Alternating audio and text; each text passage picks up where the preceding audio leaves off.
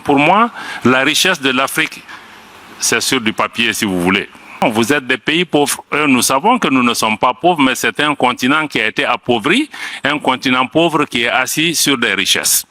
Et les richesses que nous avons ne sont que des potentialités. Une potentialité demeure une potentialité tant que tu ne la transformes pas. Donc il ne faut pas qu'Africains aussi, on s'assied, on dit on a tout ça, donc on est riche. Où est-ce que nous voulons conduire le continent et il va jouer quel rôle sur la scène internationale? Ça, je voulais vraiment provoquer par rapport à cela, parce que nous avons les moyens d'arriver où nous sommes, mais quand tu as une force et tu ne sais pas comment l'utiliser, peut-être même cette force peut être contre-productive et être utilisée contre toi. Parce qu'on ne peut avoir sa destination que si on sait d'abord d'où on vient. Parce que mon voyage ne peut pas être le voyage d'un Européen nécessairement, même si on se trouve dans le même avion.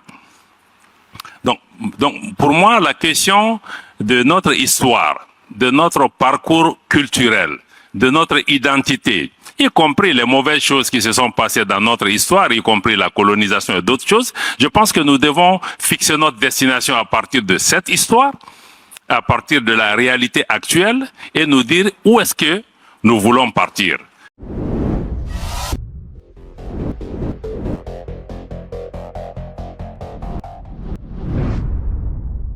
Je vais parler en français pour pouvoir être plus concis. J'ai raconté cette histoire parce que la question de la destination est une question extrêmement importante. Parce que si on dit l'Afrique est en mouvement, mais elle va où? Parce qu'il faut qu'on sache la destination. Déjà, c'est une force. C'est une force extrêmement puissante.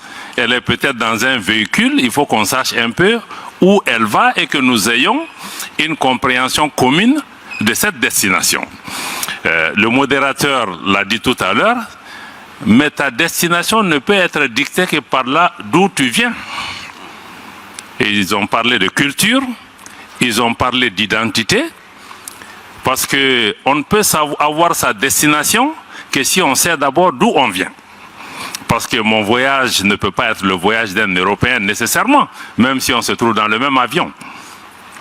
Donc, pour moi, la question de notre histoire, de notre parcours culturel, de notre identité, y compris les mauvaises choses qui se sont passées dans notre histoire, y compris la colonisation et d'autres choses, je pense que nous devons fixer notre destination à partir de cette histoire, à partir de la réalité actuelle, et nous dire où est-ce que nous voulons partir.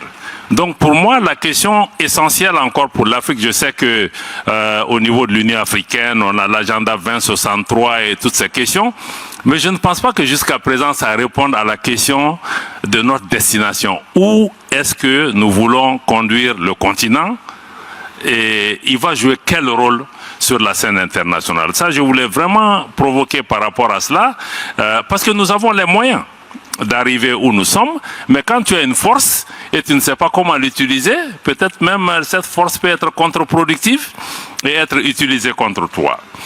L'Afrique, tout le monde le dit, l'Afrique a des atouts.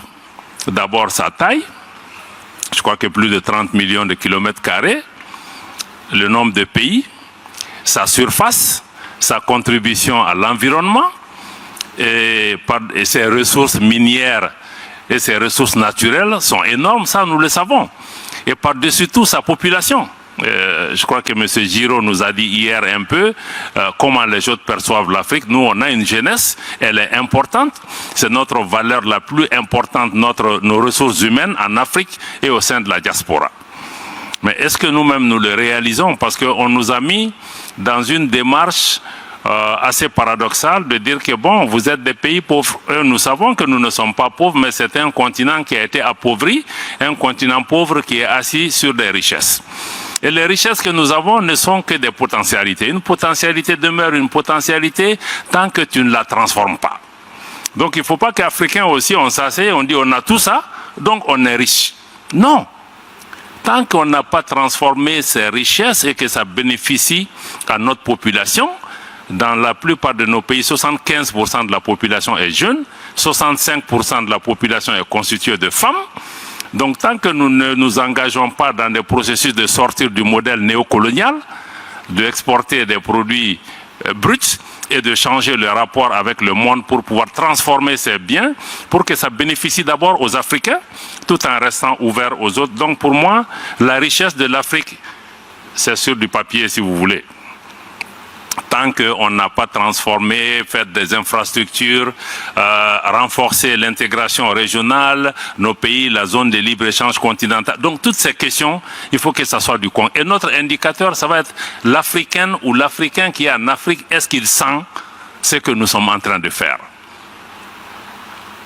au plan des infrastructures et d'autres questions. Pour moi, ça c'est vraiment le défi le plus important. Si on prend donc la culture, on vient à l'intégration. Et l'intégration aussi, je pense que nous devons nous poser beaucoup de questions. L'intégration et la coopération régionale, est-ce que 60 ans après les indépendances, nous sommes fiers du résultat que nous avons pu réaliser en matière d'intégration en Afrique? En Afrique, il y a plus d'étrangers qui peuvent voyager librement sur le continent que des Africains. Est-ce que c'est ça l'intégration? Pour voyager d'un pays à l'autre. Donc je pense qu'il y a des efforts à faire, on ne peut pas blâmer que les autres, mais il faut que vraiment l'intégration avance. L'autre grande, je ne vais pas dans les débats techniques, parce que je sais que les gens ici connaissent toutes ces questions. L'autre grande question, monsieur le modérateur, vous êtes chef traditionnel chez vous, en plus de la culture, je pense que ce qui nous manque le plus africain, je pense que c'est la confiance en soi. Nous avons les meilleurs cadres, nous avons tous été formés dans les mêmes écoles. Je dis que même Bill Gates, s'il était en Afrique, il n'aurait pas été Bill Gates, certainement. Parce qu'il n'aurait pas eu l'environnement qu'il faut, etc. Et parce que depuis la colonisation, on nous a amené à douter de nous-mêmes, à nous diminuer, à nous dévaloriser. Il faut que maintenant on fasse cet ajustement culturel de nous voir autrement et de nous voir comme des gens qui sont capables où c'est possible.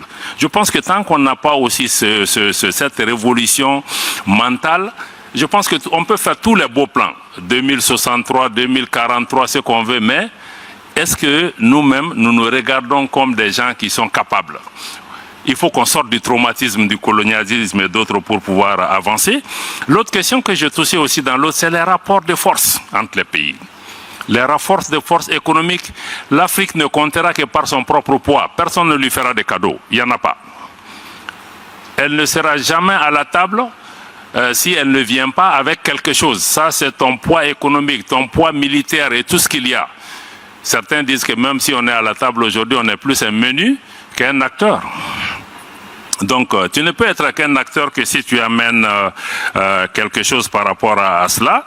Et je pense que ça me semble être extrêmement important que nous puissions mettre l'accent aujourd'hui. Cette Afrique en mouvement aussi, il faut que nous-mêmes nous comprenions. Je pense que ce qui est en train de se passer aujourd'hui dans la tête de la jeunesse africaine, je crois que les choses vont très très vite.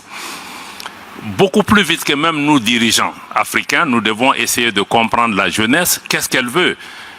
Quelqu'un a parlé l'autre jour de même, l'agriculture occupe 80% de nos populations.